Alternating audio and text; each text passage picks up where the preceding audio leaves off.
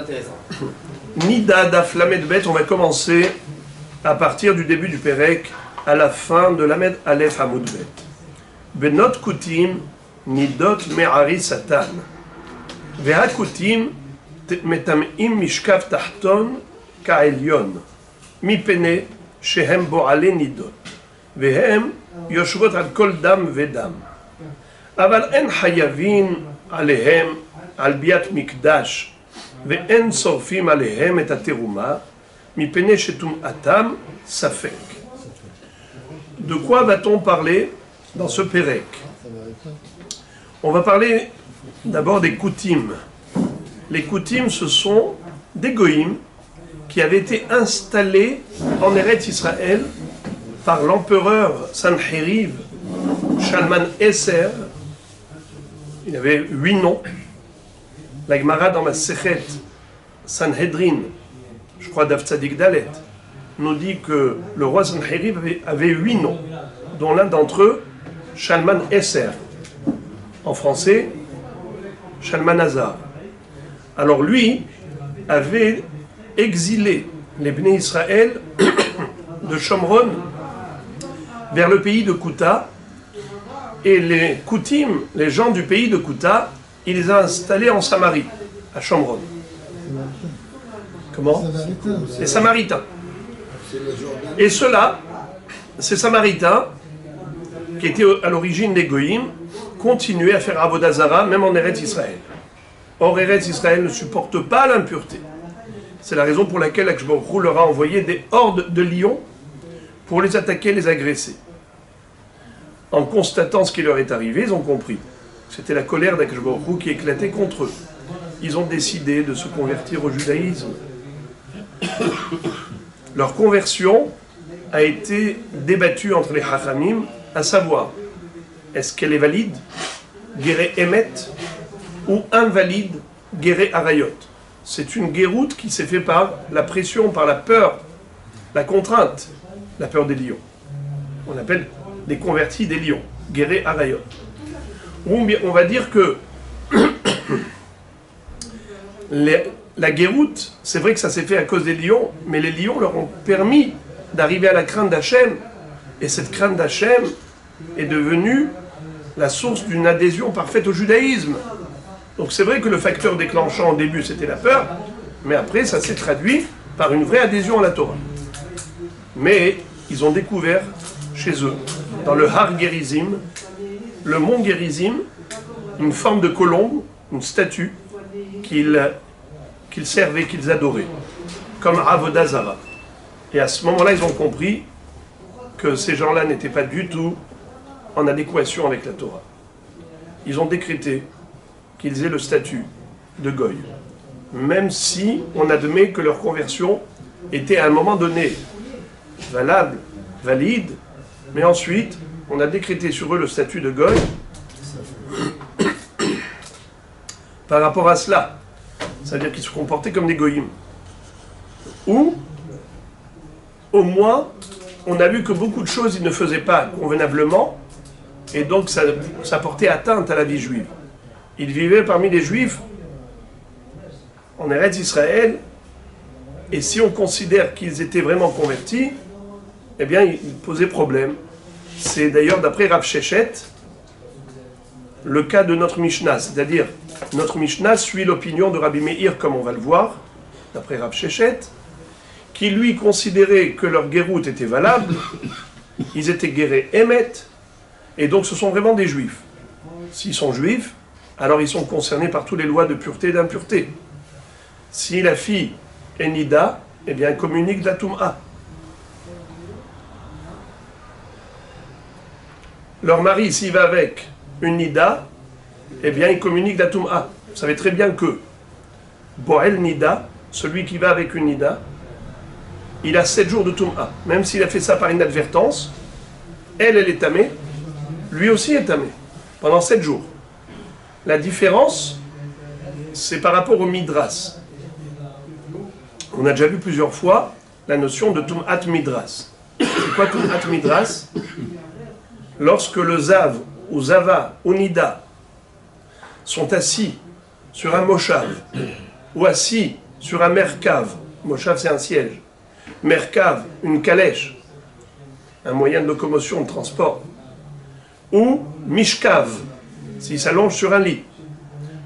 Le dénominateur commun de ces trois objets, le siège, la calèche et le lit, c'est que c'est fait pour s'asseoir, c'est fait pour s'installer. Alors, ces objets-là deviennent tamés, tellement tamés, qu'ils ne sont pas que rishon la tum'a.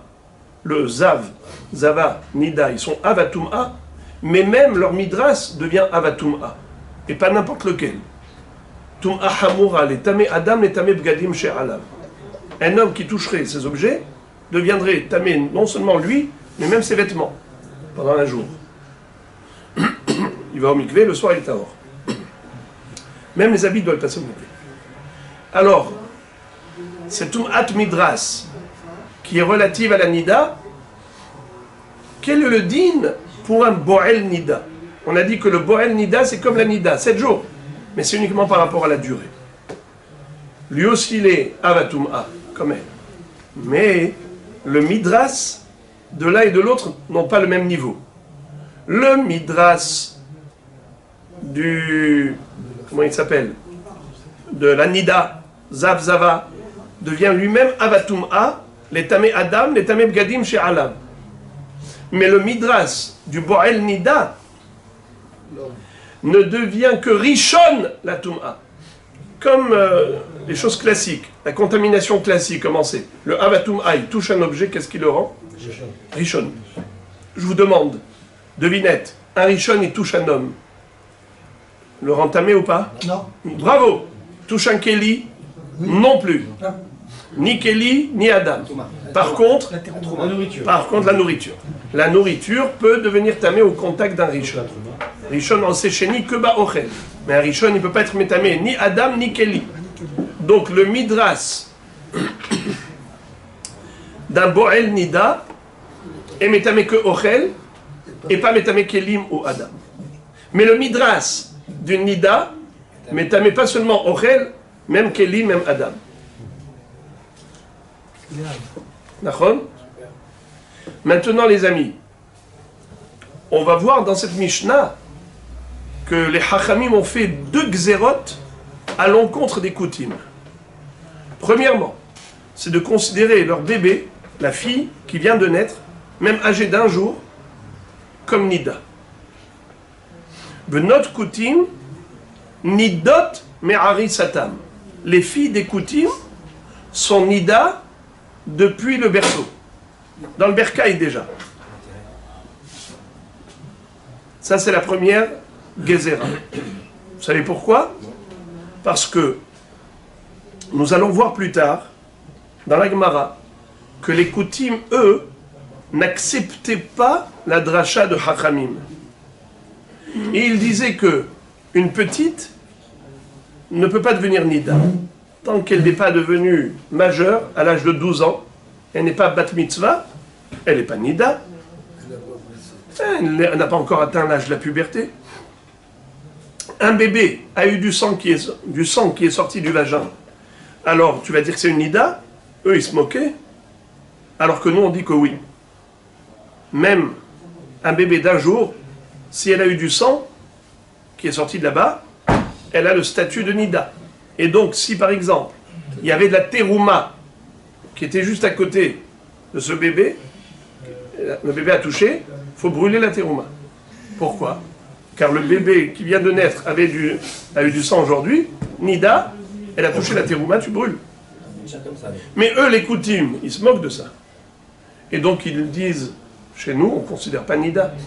Donc s'ils ont touché la terouma, ils s'en fichent. C'est pour ça que, étant donné que eux n'acceptent pas et n'admettent pas cette réalité, cette halakha, alors nous craignons que peut-être, en effet, la petite, à eux, a touché de ochel ou terouma, et voilà que, ou bien même a touché une personne, on va dire non, c'est bon, la personne elle est tahor. C'est pas vrai. Cette personne elle est tamée, il faut qu'elle aille au mikvé, parce qu'elle a touché une petite nida. Elle est tamée un jour. Ouais. Le Kéli, il faut le passer au mikvé. Eh bien, Moraï Verabotaï, Hakamim ont dit, Benot Koutim, Nidot Me'arisatam. Depuis le berceau, considère toutes les filles Koutim comme Nida Me'arisa. Nida depuis le berceau. Entre parenthèses, la question qu'il faut poser, pourquoi est-ce qu'on ne va pas d'après la majorité? Pourquoi est-ce que tu vas d'après la minorité? Ces cas-là sont extrêmement rares. Qu'une petite, âgée d'un jour, ait du sang, qu'elle soit Nida, c'est rarissime de chez rarissime. Alors comment ça se fait que Hachamim ont généralisé la halakha, ils ont considéré que toutes les filles des Koutim ont un statut de Nidot? C'est juste impensable.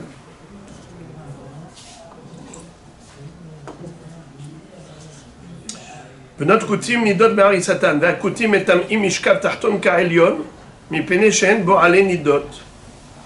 Deuxième gezera de Hachamim, c'est de considérer que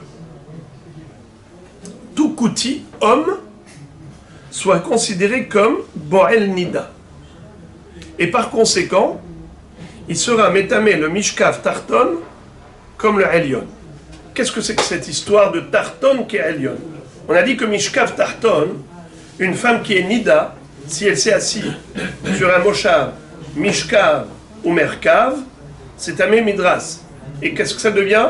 Avatum'a. Ça peut être métamé, pas seulement du Ochel, mais même Adam ou Kelly. Par contre, le Bo'el Nida, qu'est-ce qu'il est? C'est vrai que pendant 7 jours, il sera tamé comme la Nida. C'est vrai qu'il est considéré comme Avatum'a, mais s'il touche quelque chose, il aura en Rishon. Même s'il s'assoit sur un Midras, sur un Mishkav, il ne rendra que Rishon. Nachon? Exactement comme Elyono Shel Zav. C'est quoi Elyono Shel Zav? Imaginons que le Zav a transporté quelque chose. Le Zav, il a un hidouche extraordinaire. C'est qu'il est métamé, pas seulement Bemaga, pas seulement Bemassa si on le porte, mais même si lui porte. Ça c'est exceptionnel. D'habitude, quand on dit qu'il y a un élément qui est métamé, Bemaga ou Bemassa, c'est quoi Bemaga? Si tu touches. C'est quoi Bemassa? Si tu as soulevé la Toum'a. C'est pas que la Toum'a t'a soulevé. Toi, tu as soulevé la Toum'a. C'est ça Bemassa. Quand on dit par exemple Nevela, Metam'a, Bemaga ou Bemassa. La Nevela, elle te rend impur. La charogne, si tu l'as touchée ou bien si tu l'as soulevée. Elle était dans un sac, tu l'as soulevée. Mais imaginons, elle était dans un sac. Et tu t'es assis sur le sac. Tu vas être tamé? Pas du tout. Parce que c'est la Nevela qui t'a soulevé, c'est pas toi qui l'as soulevé. Tu l'as pas touché, il y avait le sac. Tu ne l'as pas soulevé non plus. Tu t'es assis dessus. Et par contre, un zav, tu t'assois dessus, tu deviens tamé, même si tu ne touches pas. C'est Elyono chez le zav. C'est un chidouche à propos du zav. Il n'est métamé behesset, c'est-à-dire que si il bouscule quelque chose, bien s'il porte quelque chose. Bien le Elyono chez le zav, c'est quoi Elyon chez le zav? Ce qui est au-dessus du zav. Elyon ala zav. Quel est son niveau de Toum'a? Rishon. Le zav, il est quoi? Avatum'a. Quel est le statut de ce qui est au-dessus de lui? Rishon. Alors le chidouche, il est le suivant. C'est que Mishkav Tahton shel Zav, qui est Elyono shel Zav. Le niveau de Toum'a du Midras, de Bo'el Nida, excusez-moi, pas de Zav. Le Midras Azav, c'est Avatum'a. Mais le Midras de Bo'el Nida, il est Rishon Atum'a comme Elyono shel Zav. Vous entendez? Chassé croisé. Le Mishkav, qui est le Midras du Bo'el Nida, bien qu'il devient tamé, il ne devient pas Avatum'a. Il devient que Rishon. Exactement comme un objet qui était au-dessus du Zav. Elyono shel Zav, qui n'est que Rishon.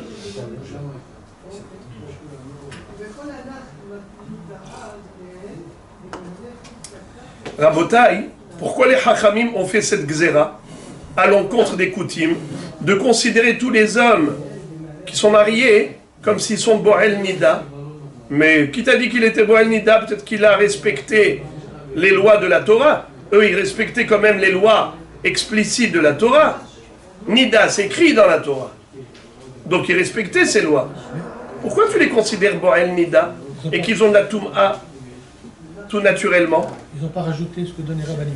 Parce que, justement, ils étaient plus mahmirim que les hachamim, plus mahmirim que les juifs. Écoutez ça.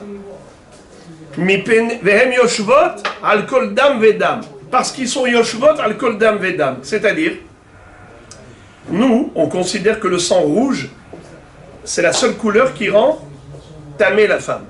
Mais si c'est yarok, si c'est jaune, si c'est lavane, c'est-à-dire des sécrétions jaunes, des sécrétions vertes, des sécrétions blanches, c'est un or. Eux, ils disaient même yarok, c'est tamé. Dame yarok, c'est tamé. Pour nous, c'est pas tamé.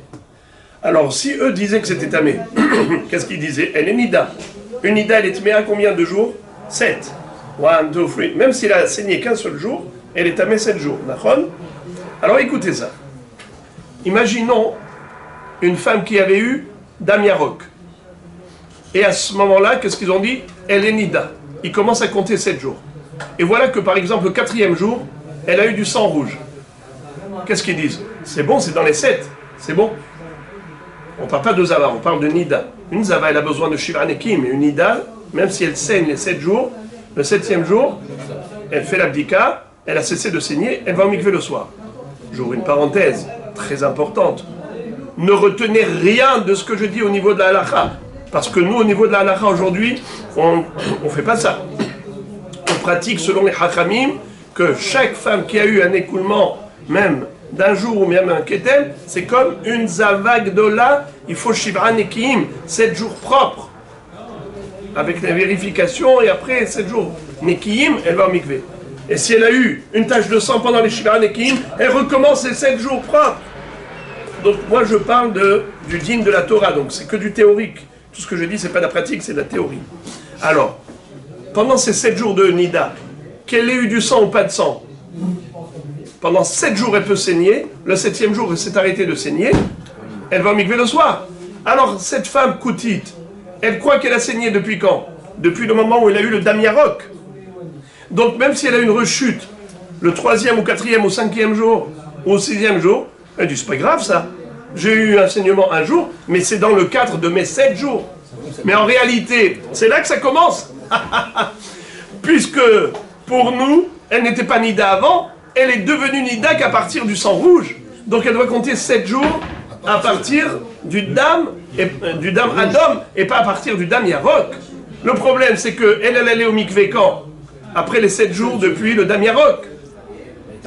Mais elle est encore Nida. Son mari, qui va avec elle quand elle revient du mikvé, et c'est juste 2 jours après la tache de sang, elle est encore Nida.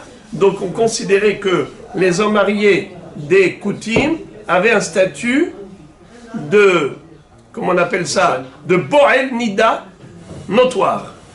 C'est-à-dire que c'était de facto un Boel Nida.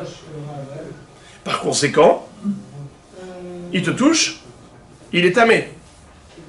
Pendant 7 jours, il est tamé jusqu'à ce qu'il ait eu mikvé s'il y va. Et lui, il ne va même pas au mikvé. Pourquoi il n'y va pas? Il dit, mais moi, je n'étais jamais Boel Nida. Je respecte la loi juive. Oui, mais à ta façon. Eh bien, il avait un statut de Boel Nida. Quel est le statut de Boel Nida? Eh bien, il est Metamé Tumat Midras. Mais le Midras d'un Boel Nida, c'est que Rishon la Tum'a comme Elyono Shelzav. Attention, tout cela, c'est de la présomption, c'est de la supposition. On n'est pas sûr à 100% que chaque homme, il est Boel Nida, ou que chaque fille qui vient de naître, elle est Nida, on n'est pas sûr. Tout ça, c'est une xéra de Hachamim, parce qu'on savait qu'ils avaient des défaillances à ce niveau. Alors Hachamim ont décrété de leur donner ce statut de facto. D'emblée, il s'appelle, la petite qui vient de naître s'appelle Nida. d'emblée, l'homme marié des coutumes s'appelle Boel Nida. Ça, c'est que par rapport au Safek. Parce que peut-être, cette petite, elle a eu du sang. Peut-être, il a été avec sa femme. Mais on ne peut pas dire que c'est une certitude. Quel est le din s'ils ont touché la terouma? Quel est le din s'ils ont touché du Kodesh? Tolin avallo sorfim. On met en suspens, mais on ne brûle pas. Car on ne peut brûler que si on est sûr que c'est tamé. Mais si tu n'es pas sûr que c'est tamé, qu'est-ce que tu fais? Tu laisses en suspens. Tu ne peux pas manger parce que c'est peut-être tamé. Tu ne peux pas brûler parce que c'est peut-être tahor. Assour de brûler du Kodesh tahor. C'est ce que dit la Mishnah. Ve'en hayavin alehen al bi'at mikdash, ve'en sofin alehem et ateruma, mipene shetum atam safek. On le sait également que quelqu'un qui est rentré dans le Bet Amikdash, Betum'a, il est hayav karet, il est hayav ratat, mais c'est seulement si c'est sûr qu'il était tamé. Si c'est un safek, non, il n'y a pas de chiyuv. Nachon, il n'y a pas de chiyuv. On l'a déjà vu la semaine dernière. Zachar nekeva. Zachar badaï, nekeva badaï. Mais celui qui est rentré au Bet Amikdash, il a un safek tum'a. Tu ne peux pas être mechayev auto korban, mais safek. Très bien. Gemara. La Gemara pose la question, elle dit Echidami, tu m'as dit qu'une petite fille koutite, dès le premier jour de sa naissance, elle a le statut de Nida. Echidami, de quoi on parle? Ideka Hazian, Afilodidan Nami. Si la petite, elle a vu du sang, ça veut dire qu'en réalité, elle a eu un écoulement, elle a saigné. Alors même si c'est une fille juive, pas seulement une fille koutite, tu devrais la considérer Nida. Ve'id eloka hazian, didhu namelo. Et si la petite n'a pas saigné, alors même une fille koutite, elle ne devrait pas être considérée Nida. Amarava, bere de Rabaha baravuna, Amarav Shechet. Alors retenez Rav Shechet. Acha b'may askinan, bistama. De kevan de ika mi'uta de hazian, haishinan. Rav Shechet dit, en fait, tu as raison. Mais nous, on parle comme ça. On dit que Béhémet, on n'aurait pas dû dire qu'elles sont Nida. Mais pourquoi? On considère que Mistama, toute fille koutite, elle a le statut de Nida, parce qu'il y a quelques-unes, très rares, c'est rarissime, qu'une petite puisse avoir un saignement comme une fille puberte. C'est très rare. Mais Rabbi Meir haïsh le mi'uta. Rabbi Meir, on le sait, il tient compte même de la minorité. Et il est mahmir. Alors notre Mishnah, elle suit l'opinion de qui? Rabbi Meir Ba'alanes, qui lui est mahmir, il tient compte même du mi'ut. Et par conséquent, même si c'est une minorité de femmes qui saignent si jeunes, lui, Rabbi Meir dit, il faut prendre cela en considération. Et puisqu'on ne sait pas, tu généralises. Et tu dis, toutes les filles, même si la majorité des filles ne saignent pas, mais il y a une minorité qui saigne, et on ne sait pas laquelle, alors tu dois décréter la Toum'a sur toutes les filles koutites. Regardez Daflamet Bet, Rabbi Meiri, Detania, Katan ou Ktana. Où est-ce que nous retrouvons que Rabbi Meir s'est exprimé?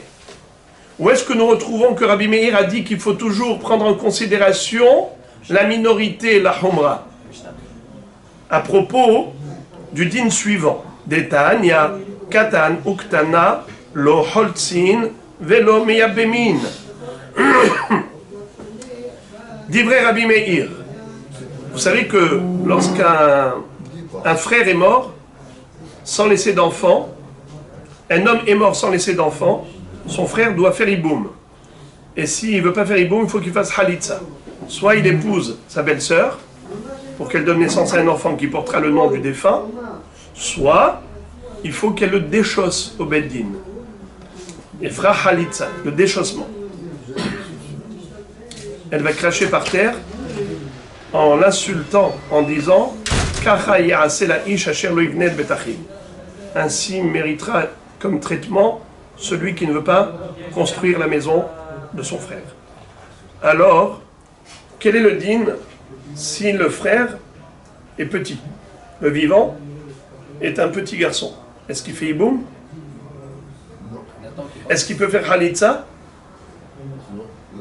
Il a 9 ans et 1 jour. Ça s'appelle bia, il est viril. Même si il ne va pas y avoir de fécondation, mais il est viril. Katan. Il peut acquérir la ibama. Normalement, la bia s'appelle bia, s'il a 9 ans. Comme la bia d'une petite à l'âge de 3 ans. Quelqu'un qui a une relation avec une petite à l'âge de 3 ans, ça s'appelle bia. Une femme qui a une relation avec un garçon de 9 ans et 1 jour, ça s'appelle bia. Par exemple, si c'est une femme mariée qui a été avec un garçon comme ça, eh bien, elle est hayevet mita. Parce que ça s'appelle bia, c'est pas juste un doigt dans l'œil. Alors, maintenant on nous dit comme ça. Katan, ou Ktana, qui ne sont pas bar mitzvah, ils ne sont pas bat mitzvah. Rabbi Meir dit, lo holtzin, velo miyabmin. Il n'y a pas de halitza, il n'y a pas de hiboum. Divrei Rabbi Meir. Ambroulo les Rabbi Meir. Les Hachamim ont dit à Rabbi Meir, il y a fait un marta, shen holtzin, ish katuv b'parasha. Alors ils ont dit, on est avec toi, on est d'accord avec toi, que pour la halitza. Mais on n'est pas d'accord avec toi pour le hiboum. Pourquoi il ne ferait pas de hiboum? Pour la halitza, j'ai compris pourquoi. Il n'y a pas de déchaussement. Parce que c'est écrit, ve'imlo yahpotz ha'ish lakahat et yebimto. Il y a écrit le mot ish dans la paracha. Ve'imlo yahpotz ha'ish lakahat et yebimto. Si l'homme refuse de prendre sa yebama, Nachon, sa belle-sœur, ve'haltza na'alo, elle devra le déchausser. Donc tu vois que pour la halitza, on parle d'un ish. S'il est petit, il n'y a pas de halitza pour un petit. Et d'où on sait que la fille aussi, il faut qu'elle soit grande. Makshinan isha le ish. C'est-à-dire que ish la kahat et yebimto. Dans le sens où la yebama, elle est comme l'homme, le beau-frère. Le beau-frère, il est ish. La yebama aussi, il faut qu'elle soit isha. Donc, lui doit avoir 13 ans et 1 jour pour la khalitza. Elle aussi, elle doit avoir au minimum 12 ans et 1 jour pour la khalitza. Bien que ce n'est pas écrit isha dans le texte, mais comme elle a été juxtaposée à l'homme, et l'homme y a écrit ish, donc elle aussi, il faut qu'elle soit isha. Elle était mariée. Comment? Elle était mariée. Et alors? Oui, le problème, puisqu'elle était déjà mariée. Vous dites si elle était mariée, donc c'est sûr qu'elle était grande. Oui, puisqu'elle est veuve. Vous entendez? Bonne question. Est-ce que vous avez une réponse? Je répète votre question qui est très belle. Mais si elle était mariée, c'est que forcément elle était grande. Comment on pourrait parler? Comment est-ce qu'on peut parler d'une petite yebama? Mais si elle était mariée, elle était forcément grande. Mariée par son père. Bravo. Elle était mariée par son père. Et biti natati la ishazé. La Torah a donné le pouvoir au papa de marier sa fille petite. Il la donne à un homme, c'est lui qui encaisse les kiddushin. Alors, c'est de cela qu'il s'agit, d'une petite. Et on te dit, il faut qu'elle grandisse pour procéder au déchaussement. Impossible de faire la halitza quand elle est encore petite. Mais, par rapport au hiboum, mata'am, en miyabmin. Par contre, le hiboum, il n'y a pas écrit ish pour le hiboum. Le frère, il pourrait faire hiboum même s'il est petit. Il a 9 ans et 1 jour, il est viril. Amar lahem, katan shema imatse saris, ktana shema timatse ailonit, venimtseu pogeim ba'erva shelo bebakom mitzvah. Qu'est-ce que ça veut dire? Il leur a dit, vous savez pourquoi moi je refuse de faire un hiboum à un petit ou de 9 ans et 1 jour, ou une petite de 3 ans? Je vais te dire pourquoi. Parce que il se peut qu'un jour, ils vont grandir, il va s'avérer qu'ils sont stériles, eunuques. Ce qu'on appelle saris. Pas eunuque de manière artificielle, mais stérile. Un saris. Et donc, si ils ne peuvent pas avoir d'enfants, soit parce que lui est saris, soit parce qu'elle est aïlonite, assourd de faire hiboum. Pourquoi c'est assourd de faire hiboum? Parce que vous le savez que normalement, un homme n'a pas le droit de se marier avec sa belle-sœur. Si par exemple elle avait des enfants, que son mari est mort, le beau-frère n'a pas le droit d'aller avec elle. C'est un rayot. C'est Issour Eshet Ah. Alors écoutez ça. Le but du hiboum, c'est de donner naissance Un enfant. à une progéniture, à un enfant. Maintenant, si on est sûr et certain que lui est stérile ou elle est stérile, il n'y a plus de mitzvah. Puisqu'il n'y a plus de mitzvah, il y a le issour. Il y a le issour et shet. Rabbi Meir dit, moi je crains que, peut-être il va s'avérer, soit que le garçon petit, quand il va grandir, il va s'avérer saris. Soit la fille petite, quand elle va grandir, elle va s'avérer sarissa, ailonite. Eh bien, c'est la raison pour laquelle nous dit Rabbi Meir, je ne joue pas avec le feu. Il vaut mieux s'abstenir plutôt que de courir un risque. Mais on lui dit, mais franchement, il y en a combien des sarissim? Il y en a combien des ailonites? Très peu. Donc c'est une minorité. Pourquoi tu as peur? Rabbi Meir tient compte de la minorité, la humra. Donc il a interdit la halitza à ce titre. C'est la raison pour laquelle, là aussi, il a décrété Nida sur toutes les filles koutites à cause de certaines d'entre elles qui pourraient avoir un saignement tout en étant jeunes.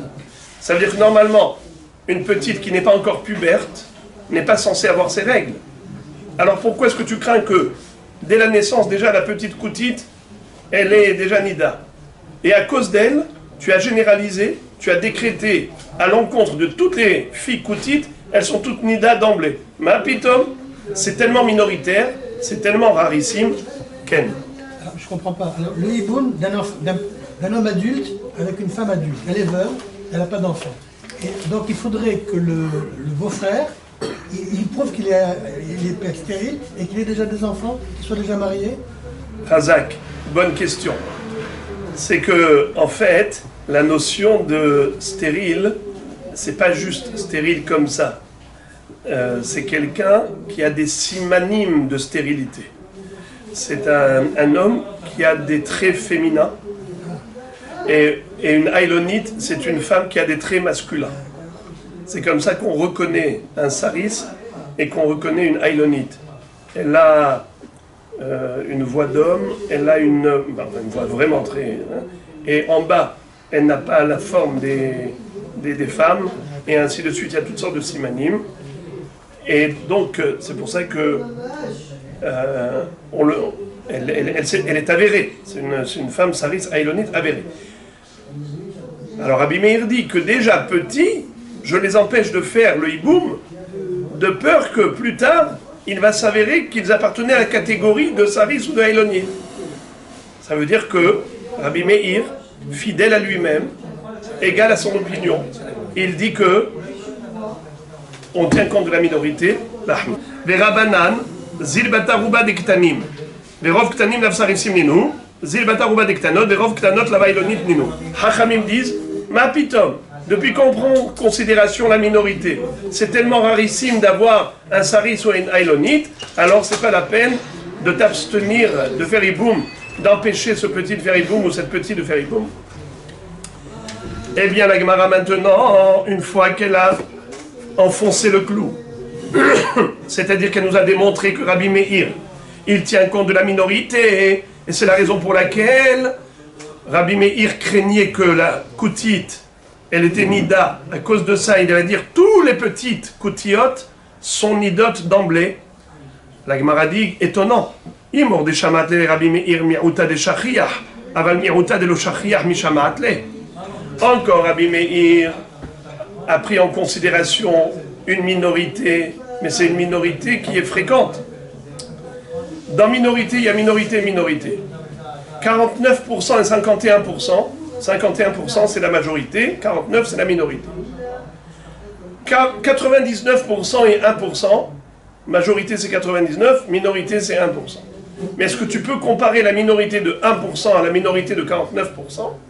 Bien que les deux sont minoritaires, ne compare pas les minorités. Donc, Rabbi Meir, c'est vrai qu'il tient compte de la minorité, mais une minorité probable, pas une minorité improbable, telle que une petite qui va saigner le jour de sa naissance, qui est un écoulement de son vagin pour dire qu'elle est nida, parce qu'il n'y a pas d'âge pour la nidoute. Mais franchement, est-ce que ça arrive des choses pareilles? Combien? Alors, Comment se fait-il que Rabbi Meir a décrété sur toutes les filles koutiot qu'elles sont nidotes? La Gemara répond Hanami miruta de shachiyahu. Eh bien, ne t'étonne pas, car ce phénomène n'est pas si étrange que cela. Figure-toi qu'il s'est répété à maintes reprises. Detania Marabi Yossi Maase Be'en Boul Veitbiloua Kodem Neima. Il était une fois dans une ville qui s'appelle En Boul. Dans cette ville, il y avait une femme qui avait accouché d'une fille. La femme, quand elle a accouché de la fille, vous savez qu'elle est tméa pendant 14 jours. La femme est tméa pendant 14 jours. Alors écoutez ça, on va terminer avec ça. L'histoire... On le sait qu'une fille, lorsqu'elle naît, sa maman, elle est tméa pendant 14 jours.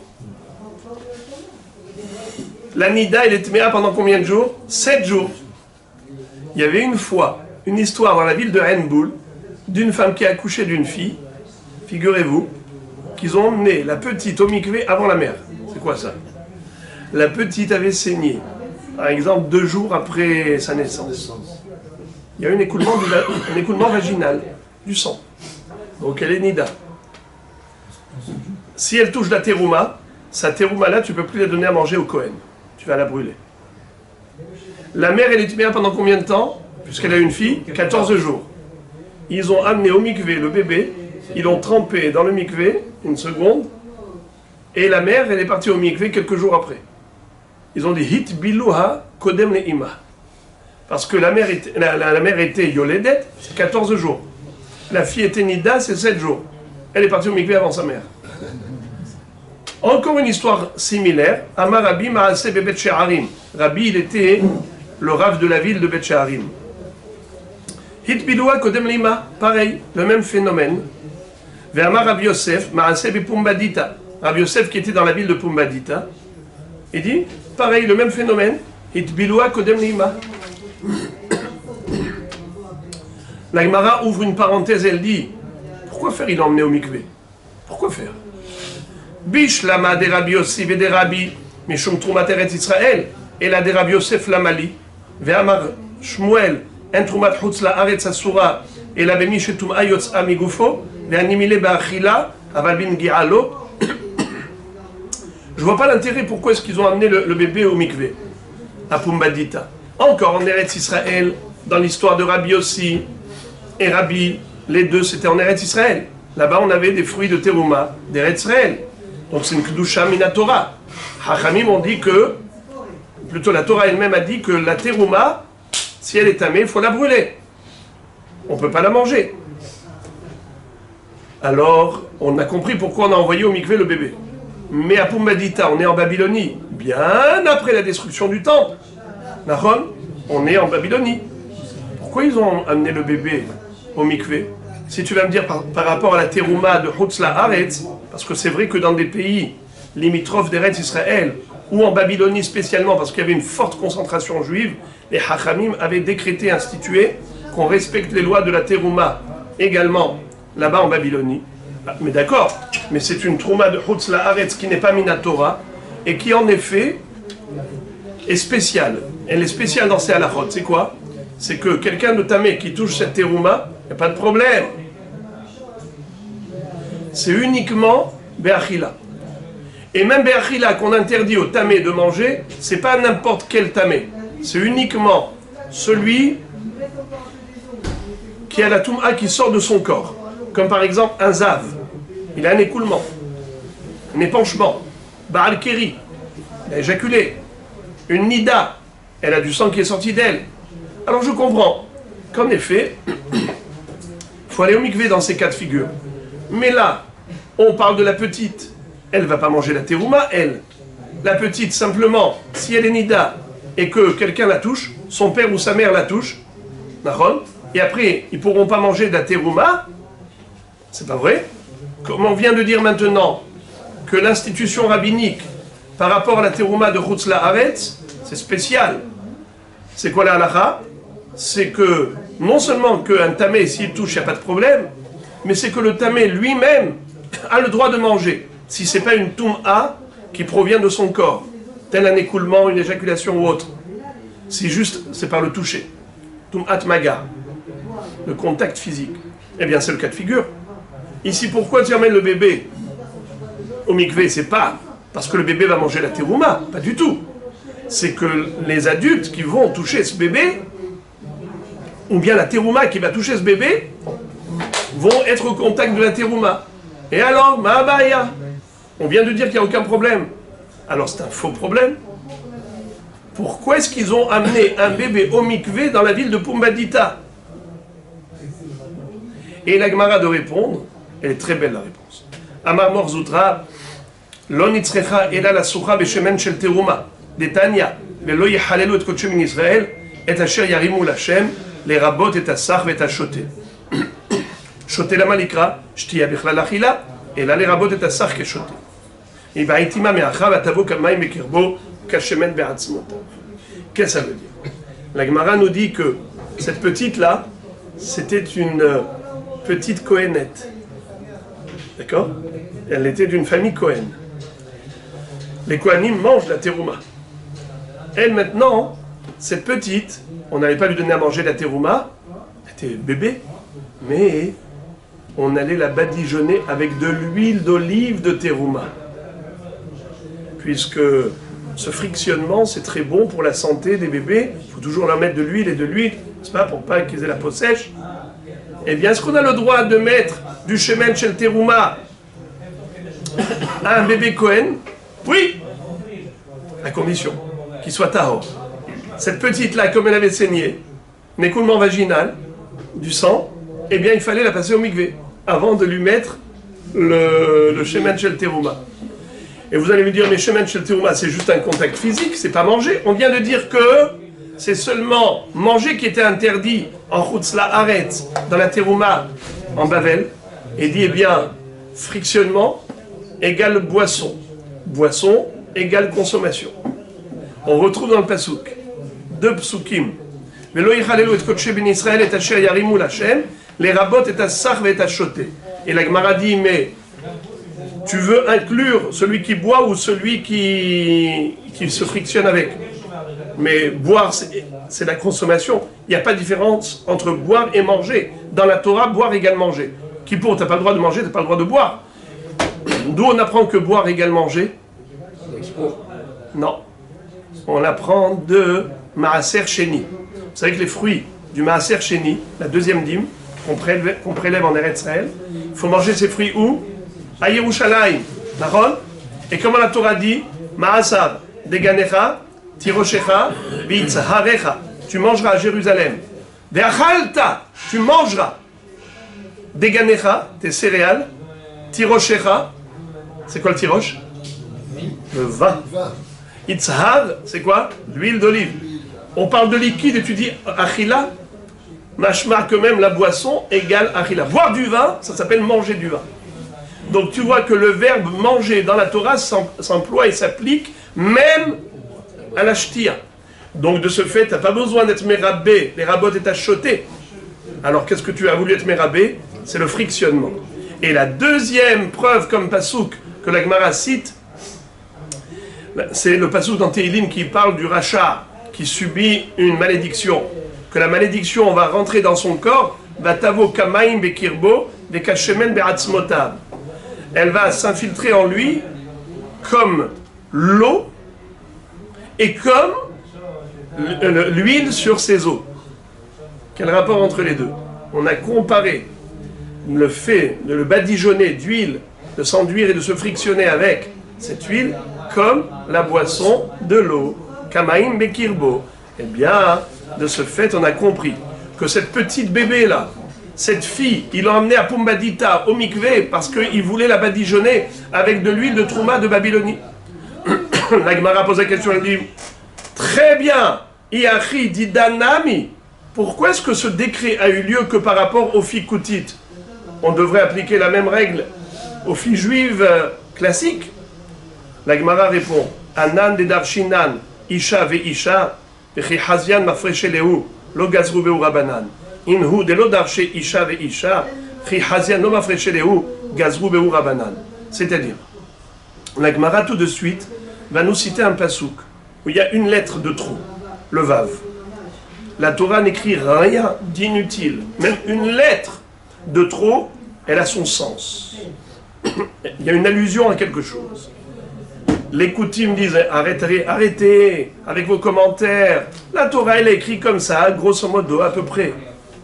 Ils font pas cette dracha, ils refusent. C'est la raison pour laquelle ils ne respectent pas cette halakha. Laquelle?